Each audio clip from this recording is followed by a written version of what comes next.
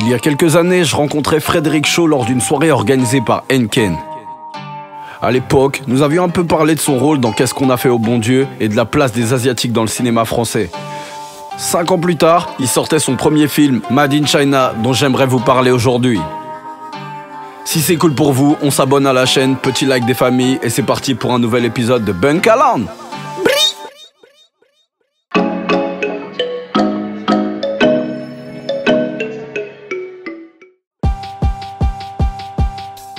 Made in China est un projet que Frédéric Shaw a en tête depuis très longtemps, bien avant Qu'est-ce qu'on a fait au bon Dieu. Les producteurs du film, Florian Gentemorel et Sandra Karim, qui avaient vu La Cité Rose, le premier long métrage de Julien Abraham, lui ont demandé s'il était intéressé pour coécrire et réaliser le film. L'une des raisons ayant poussé Julien Abraham à accepter de travailler sur Made in China est liée à son envie de faire du cinéma montrant des héros et des héroïnes que l'on ne voit pas habituellement.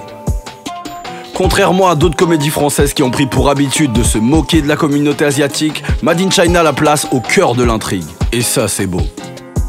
Le film parle d'identité, de racisme ordinaire et explore une relation conflictuelle entre un père et son fils, confrontant ainsi la tradition au déni. Je ne vais pas vous mentir, le film est cool mais pas incroyable.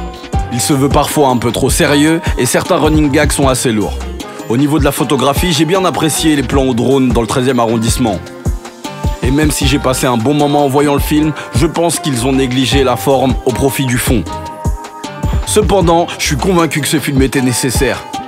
Certaines communautés sont sous-représentées dans le cinéma francophone.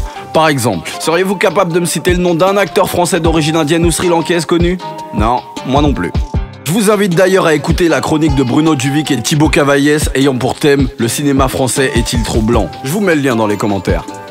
Mais bon, ne soyons pas pessimistes. Selon moi, les communautés sont de plus en plus représentées dans le cinéma français.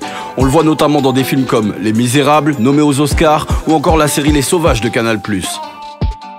Ces œuvres n'hésitent pas à donner des rôles principaux à des acteurs provenant des minorités. Et ça aussi, c'est beau. Certains acteurs comme Omar Sy ou encore Saïd Taghmaoui sont même parvenus à s'exporter dans des productions hollywoodiennes.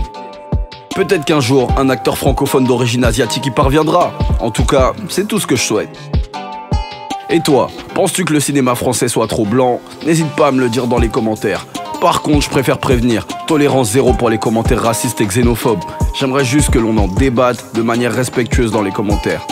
En attendant, vous savez quoi faire, on s'abonne, petit like des familles et à très bientôt pour un nouvel épisode de Bunkaland.